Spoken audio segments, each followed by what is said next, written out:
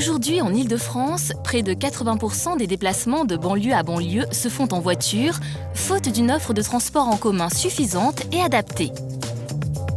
Les rocades routières existent, A86, périphériques, mais les transports en commun restent organisés en étoile. En RER ou en métro, il est souvent nécessaire de repasser par Paris. 8,5 millions de voyageurs franciliens souffrent régulièrement de cette situation. Le réseau est saturé, la qualité de vie est affectée. Parfois, c'est l'accès à l'emploi qui est menacé, alors que le développement et l'attractivité de la région Île-de-France et de notre pays réclament des échanges plus pratiques et plus rapides.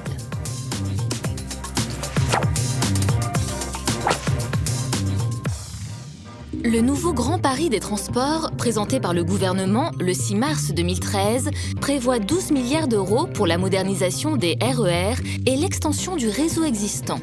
Il prévoit aussi 22,6 milliards d'euros pour le Grand Paris Express. Le Grand Paris Express allège le trafic sur le réseau existant, notamment dans la zone dense. Il facilite les déplacements grâce à des correspondances efficaces. C'est aussi un projet au service du développement des territoires.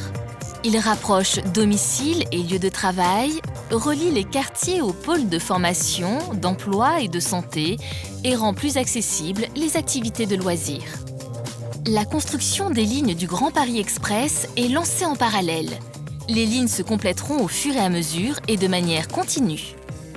Avec en 2017 le prolongement au nord de la ligne 14. En 2020, le tronçon sud de la ligne 15. En 2023, les lignes 16 et 18 et le prolongement au sud et au nord de la ligne 14. En 2025, les tronçons ouest et nord-est de la ligne 15 et la ligne 17. En 2027, le tronçon nord-ouest de la ligne 15 et les prolongements des lignes 14, 17 et 18. Puis en 2030, le bouclage de la ligne 15 et le prolongement des lignes 17 et 18. Les objectifs fixés au Grand Paris, c'est-à-dire faciliter la vie quotidienne des habitants de l'Île-de-France, désenclaver des quartiers et puis supporter le développement urbain et économique de la région Île-de-France. Eh bien, ces trois objectifs, on les rencontre vraiment quand on va sur le terrain.